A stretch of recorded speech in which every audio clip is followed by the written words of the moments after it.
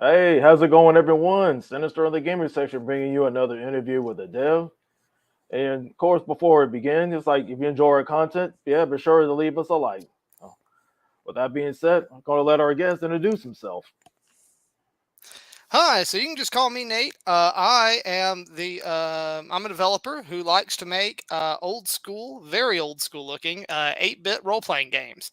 We're talking, early DOS era, NES era, that kind of graphics. Yep, And yeah, I my just era. yeah, exactly. That's the idea. And both the games that I've released, they're both tactical RPGs.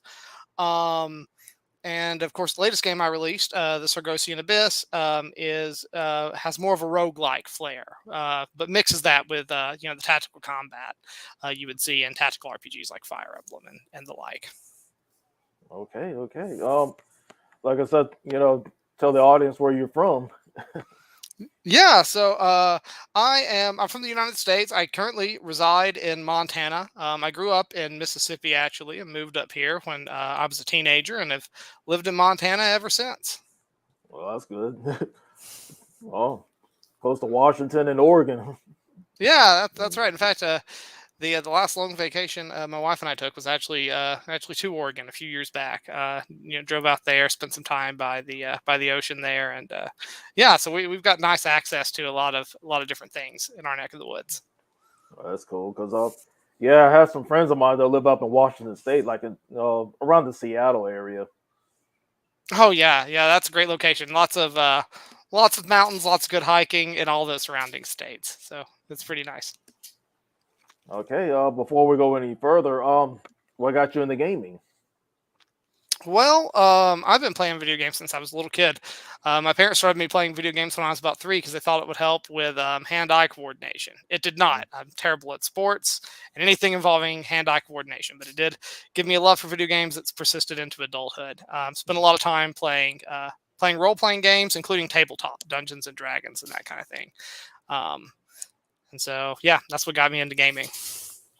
That's cool. Oh, yeah, because I remember my brother playing those back in the day. So basically, I followed his steps. Oh, nice. Yeah, I got a younger brother and two older brothers, so we were always playing games together, and yeah, it's just something that's always been part of our lives. Oh, that's cool. Do you like have any memories like about console game? Like, what was like your first console game like you and your brothers played? Oh, that's an easy one, and pretty boring answer, but Super Mario Brothers on the NES. Hey, That's the first game I ever remember playing. I remember being 3 years old and repeatedly dying on World 1-1. So, although I also played a lot of Atari. My grandparents had an Atari 2600 over at their place. So I'd go over to my grandparents and I would sit down on the Atari and, I'd play Galaga and Donkey Kong and Pitfall and all those games on the 2600. that's cool. Like I said, my brother he got one like for Christmas. So we basically we played combat, adventure, like basically like anything games that had like two-player co-op. We just compete against Oh, each other nice. on there, which is really cool. Of course, like one of my favorites on there was Air Sea Battle. This is, There are actually some really good multiplayer games on the Atari. I remember my brother and I playing the old Activision boxing game. I can't even remember oh what it was yes, called. Maybe it's just called boxing, yeah, but yeah. I remember playing that a whole bunch. Oh yeah, of course, Pitfall. I mean, that's one of my favorites. Just I kept getting killed by those gators until I figured it out how to avoid dying, things like that. Yeah, and really, that's the earliest game I can recall playing that really had exploration as a core component. A lot of games felt very linear, but Pitfall to me always felt very non-linear for an Atari 2600 game because you could go left, you could go right, especially Pitfall 2, because then You're like, they had some verticality into it, so you could go up and down and explore the caverns and everything. yeah, because that's yeah, like I said, it's pretty cool. I mean, you got to give a shout out to David Crane for developing it. Because I mean, I never like following like all this creation, especially he did like the old Ghostbusters games. Like, of course, that was on the 2600, but I ended up playing it on the Commodore because that was my memory of it. Oh, nice. I never actually had a Commodore 2600. My first time playing Commodore 2600 games was when I was older and got an emulator. So I've emulated some Commodore 64 games. But Yeah, because living in Germany, we had the 128 version. Like a few of my friends had the 64, but I mean they both do the same thing. They play the same games. So Oh yeah. it was Oh, pretty cool. nice. Yeah, like I said, NES. Finally, when I got mine for Christmas, like I said, my brother and I we played for hours. Like, um, usually for him, he's good at the sports games. I was good at like almost everything else, like other genres and things like that. But Nice. um, but other than that, let's go ahead and talk about your creation. What led you to create like the games that you create now? Yeah, so really what started it for me is I started developing, I'd always toyed around with like, game development ever since I was in high school, but I never actually finished a product from start to Right, finish. And I've got a couple of kids, and after my first kid was done, I really didn't have time to play tabletop RPGs anymore. But I right. really missed that experience of world building and DMing, and that kind of thing. So to kind of fill that void, I started working on an RPG. And Okay. initially, it was just the world building aspects of it is what I started with. It was just like plotting out the world, what the backstory was for different areas and different characters, Mhm. and then I finally started like actually writing code and trying to put together a game that could live in this world that I've been Mhm. working on. Okay, that's cool. The name Esturia Games. Where did it come from? Honestly, I was trying to come up with a name for this for one of the regions of my world, and I wanted it to be the region you would start in, and I wanted it to be featured in the title of my game. But I also wanted something that wouldn't stop be a copyright violation anywhere. Right. And so I was looking into stuff, and at some point I was reading about. I don't know how I stumbled across it. It was like a Wikipedia page for some naval ship called the SS Esturia, Right. and and I was like, "Huh, that sounds like a cool name for an area." And I looked it up, and like there was nothing, right? I couldn't find any any Hmm. other games that had used that anywhere in their name or anything like that, and so that's why I ended up picking it. And so yeah, that was just the name of the starting city where the protagonist is from in the first game, and so I was like, okay, well, that'll be my branding. That's cool. That's cool. What was the first project you worked on it? Um, you mean the first game project I worked on Yeah. in general? Yeah. It's kind of funny. In high school, me and my buddies all had TI-83 calculators, Uh-huh. and we everyone at the school had them for class.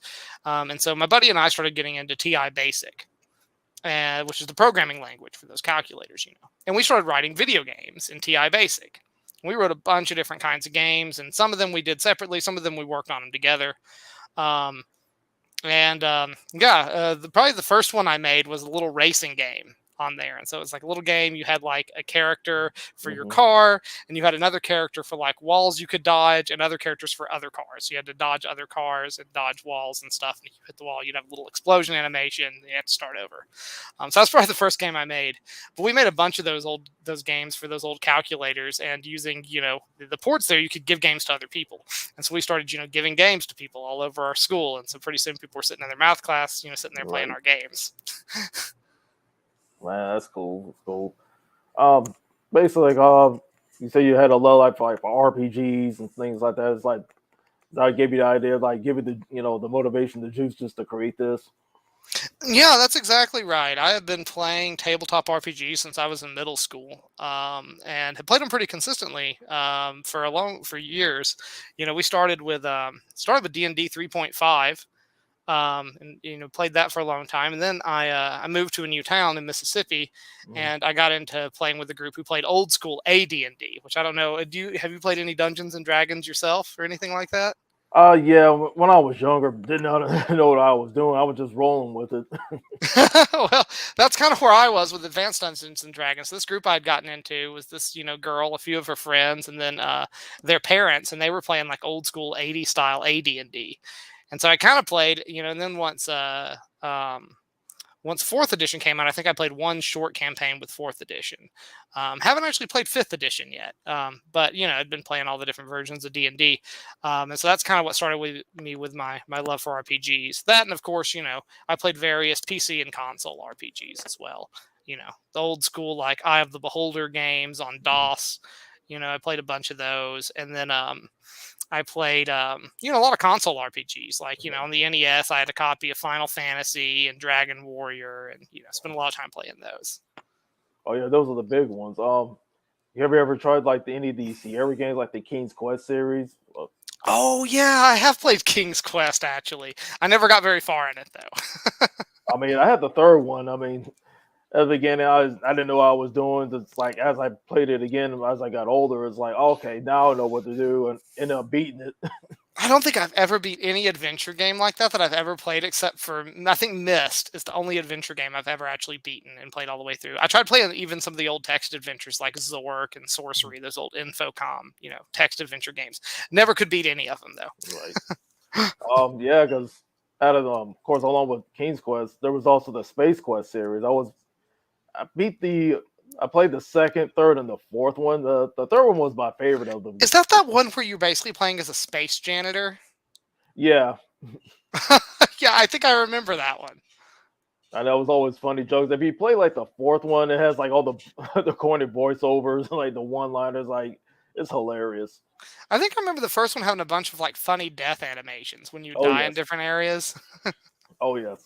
I mean, basically, like all of them pretty much had it. It's like, especially like for example, like the third one, like there's like this Terminator robot that chases after you. It was like this death animation was really funny. Nice. I mean, he just basically grabs you, just twists you in the knots, and just has like those funny comments, like every time you die. Yeah, I think that game stuck out and it sticks out in my memory. I didn't play it very much, but I played it like once or twice. And the thing that always stuck out to me was just that, most, games like that, you always play some grand protagonist. And in this game, you were just kind of some random guy who happened to be living in a sci-fi setting. I always thought that was funny. Yeah, and of course, my brother, he ended up playing Leisure Suit Larry. I was like, what is this? Like, oh, this is funny, but it's kind of Yeah. funny, like the way you try to start it up. It gives you like all these trivia questions. Like you got to get so many right before you get to the game. It's like, oh, if you get them all wrong, it's like, hey, you're a kid. Shame on you trying to play this game. What you come back when you're older? So some great 80s age protection there, right? Yes, I mean, I Nice. don't know. You gotta love them, but um, so how many projects do you have working on currently? Because from what I read from your Twitter profile, I said probably had like a demo out. Yeah, so my latest game, the Sargosian, is the Sargosian Abyss, and it just came out. So it's fully released, ready to go. It's there on Steam. There's a demo of it you can download on itch.io. The demo is the full game. You can literally download it, play it all the way to the finish line. The only difference is if you get the demo, there are 2 classes that aren't included in the demo, and you can't disable permadeath. And so if you don't want to have to restart the game when you get a game over, you gotta go on Steam and pay for it. Right. But if you're, willing to get good, you can play through the game and experience everything but those 2 classes on just the demo. Because Okay. I believe that if you're going to put out a product, you should, give people access to the full taste so they can Right. decide if they like it or not before they spend any money on it. Oh yeah, to try before you buy. Yeah, exactly. That used to be a thing back in the day. I remember, like the Doom shareware and all that. Right. And I think Those it's a were good fun. business model. Yep. Um, for the Sagosian adventure, what's the story behind it? Yeah, so this one's got a pretty bare bones story compared to my first game. So in this game, the story is you are playing as a group of sacrificial victims who are being sacrificed to this goddess, the goddess of chaos.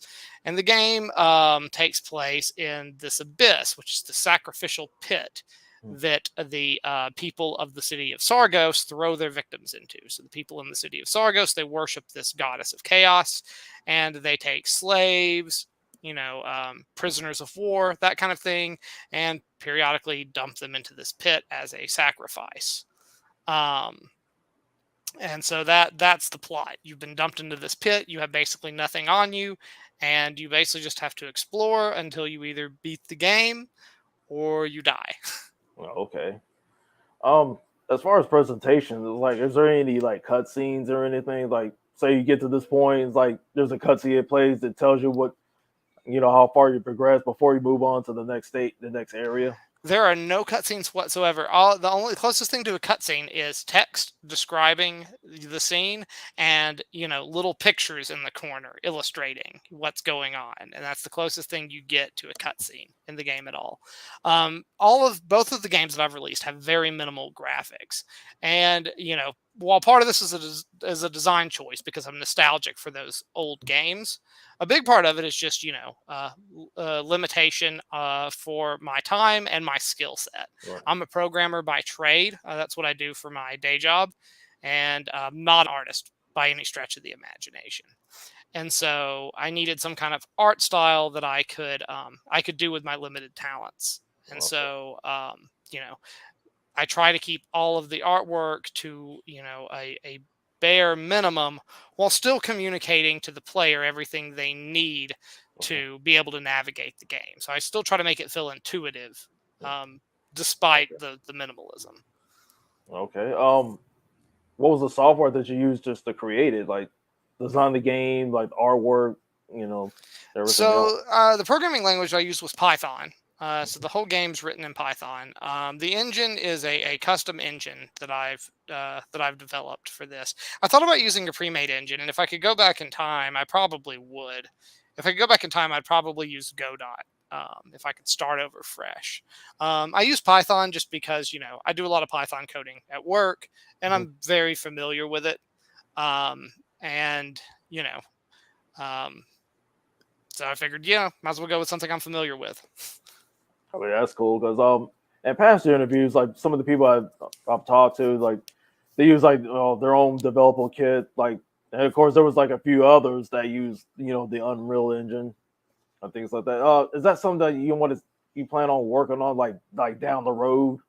I'm gonna make one more game in this series using this engine. Just to I've built this world. I want one more game to flesh out the parts of the world you didn't get to explore in the first game. And once I finish the third game in the series, I'm planning on building a new engine or a new RPG system in one of these more mature game engines. Probably Godot is what I'll use for my fourth game if I ever get there. Okay. All right. Get to the fun of it. How's like the gameplay on it? It's like there's like different modes that you to try to start out with. It's like a tutorial at the beginning just to get familiar with the game before go into the lion's den. So I do things old school. So there's a big giant manual you can download with illustrations and things that you can read through that'll explain all the mechanics. If you don't want to do that, when you start the game, you're basically just thrown into the dungeon and left to figure things out. Now, I think I've made the controls pretty intuitive, so it's pretty easy to figure out the controls, and there is in-game help. So if you press a question mark in the middle of anywhere in the game, it'll pull up a little menu explaining to you the basics.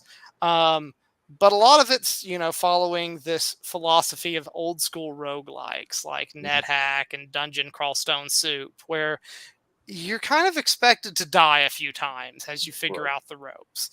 And you might encounter a monster for the first time. I've actually seen, watch streamers play my game, and one experience I saw was someone ran into this ice wraith. And this ice wraith has this really damaging Cone of Cold spell. And they didn't realize that was going to happen. The Cone of Cold spell hit them, and they didn't make the same strategic decisions they would have made had they known that thing could cast Cone of Cold, and it killed them. And so they had to start over the game, and next time they encountered the Ice Wraith, they did better. So, so it's kind of, expected that people will learn through trial and error. And I realize that's not for everybody, but, a part of the reason I did that is just because I have nostalgia for that style. All right. That's cool. Hey, shout out to the honest gamer, and plus he asked the question. So, how many dungeons are in the game? So the game is one giant mega dungeon with 10 levels. And so you go down 10 levels deep. Once you finish the last level, the game's over, and it kind of has a surprising ending. Well, all right, cool.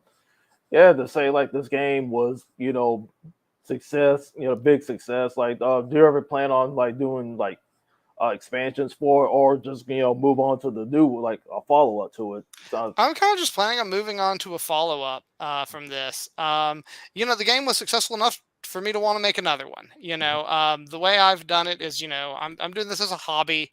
I don't expect much because I realize these, kind of games that I'm making appeal to a very niche audience. But it's sold, over 200 copies now, and all of the reviews on it so far on Steam are positive. And that's enough to let me know that there are people that enjoy playing this kind of game. And so I'm gonna definitely start work on putting out my next one.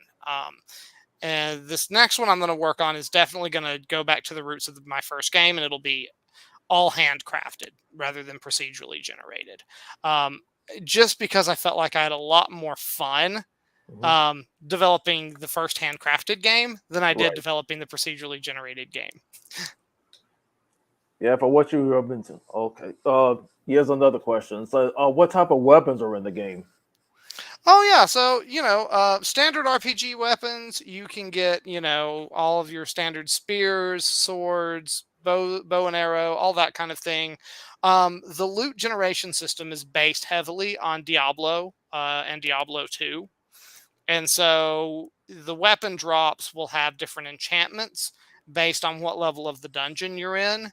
And the different enchantments can give you different abilities. And so you can get swords that maybe, drain people's, energy points or drain their health. Or, you can get armor that will do shock damage to enemies that attack you and things like that.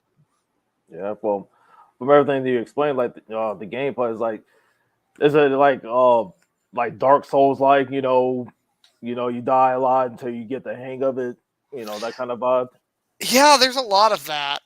Most people I've watched, they die pretty quickly on the first few levels. Although I did have one person contact me on Itch who finished the game all the way through in their first run. They're the only people who've talked to me that have actually managed to finish it in their first run through. But yeah, that is kind of the vibe. This game is made to be difficult intentionally. But the combat, of course, is all is all turn-based. So, it's meant for you to stop, think about your actions, and that way it's very different than Dark Souls. It's not about reflexes. It's about carefully considering your next move. Oh, all right. Basically strategizing. Yeah, exactly. All right. And of course, on this game, it says, does it have any online features? No online features at all. All the games that I release and all the games I will probably ever release in the future are, can be played completely offline and are strictly single player. Partly because it's easier for development, and partly because I don't really like playing playing multiplayer games myself, and so it's not the kind of games I like to make. All right. Like for the games that you love, like there's like a party system other than just use a single character. Yeah, so there's a party system. In this game, you completely customize your party. In my first game, you start out as a single character and you gradually recruit NPCs by exploring the world. And so in my first game, Battle for Esturia, you meet different people, and as you meet those people, you can recruit them to your team. But in this game, you pick 4 characters. Those 4 characters can be of any of the classes in the game, and so you can make a completely custom party with any set of classes you want, which I was hoping would give the game a lot more replay value than the first one. Okay, cool. Like sometime in the future, do you ever think about like expanding like your games like on other systems other than PC, like say like mobile or consoles?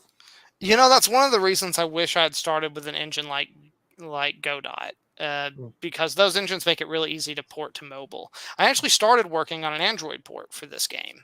Okay. And ultimately I had found that because I'd chosen to use Python, the final build was just too slow to run on lower powered Android devices. I've got a really crappy Android phone, and my metric was if I can't get it to run on my crappy little Android phone, I'm not going to release it on mobile. I wasn't able to get something running smoothly enough for my liking. So at some point I will probably develop a mobile game, but this engine is probably not up to the task. Okay. From your experience using Python, what was the other one you used? Is it started with a G?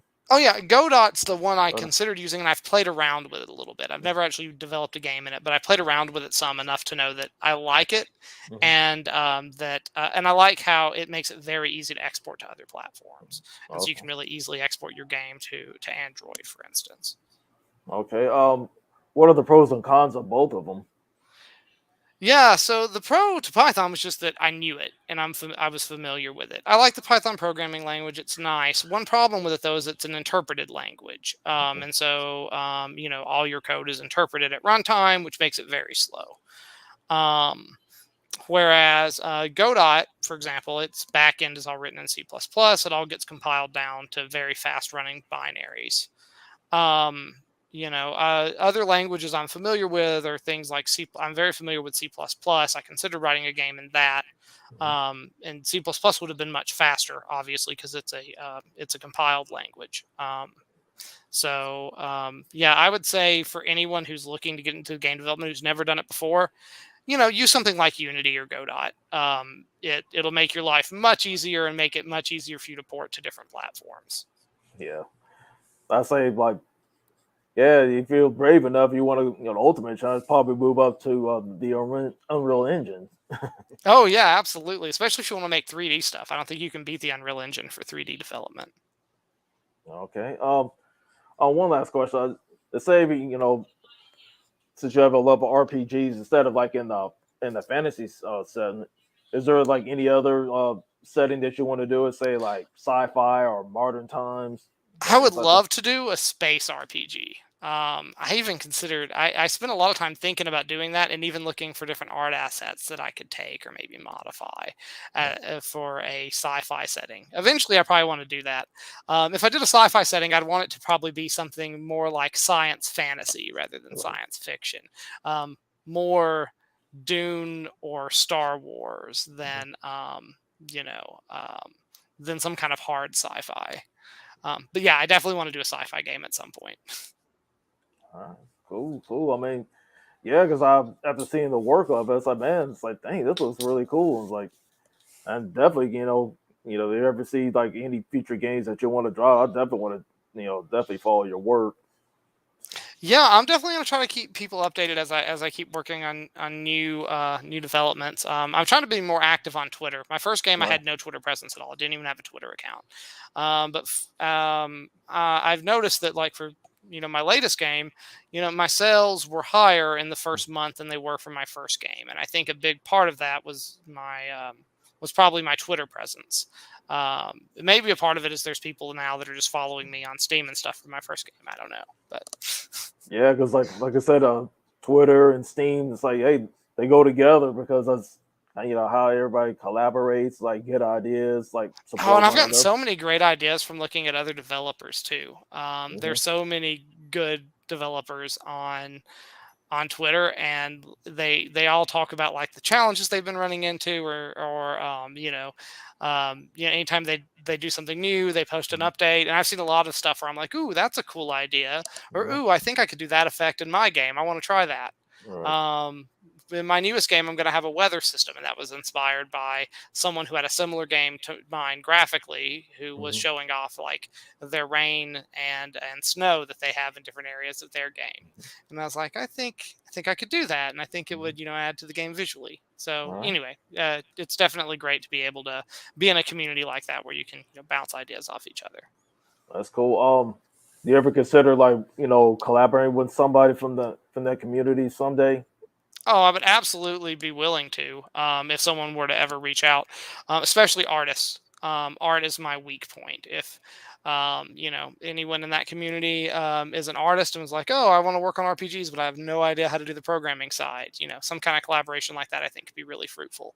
Because really, what I'm good at is coding, game design, and composing music. Actually, I have a background in music, and so I compose all the music for my game. But in terms of visual art, I'm extremely limited. Well, that's cool. Hey, man of many trades. Yeah, All yeah, just one fewer than I wish I had. right.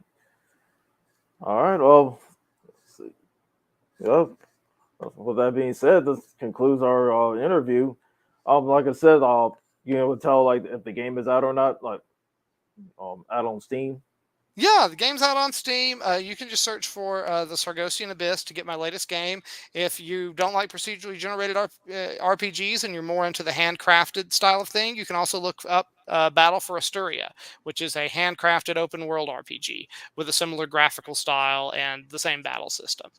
And yeah, I really appreciate you having me on and All right. giving me time to talk about what I've been working on.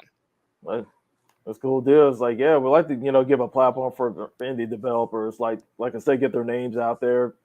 Because, like I said, social media, that's a big step. And, join communities, like, especially from Steam, just, like I said, help each other out, support one Well, people another. like you are a godsend because without folks like you promoting us indie devs, I think we would wither away in obscurity. So we all really appreciate it, and the work you do is just invaluable to the community. Yeah, we appreciate it. It's kind of like, like the help me, help you kind of thing. So, helping each other. Absolutely. All right. Before we conclude, I was like, you want to tell anybody out there where they can find you at? Yeah, you can find me on Twitter. You just go on Twitter and look for Esturia Games. You can find me there. And of course, you can always find me on itch.io or on Steam by searching for Battle for Esturia or the Sargosian Abyss. All right. And there you have it, folks. Of course, I'm your host, Sinister. You can also follow me on my social medias, CONDCUT19, which you see on the screen. Follow me on Twitter. And also, you can follow me on Instagram at Sinister1019. With that being said, this concludes our interview. Stay tuned because I have another one going on tomorrow.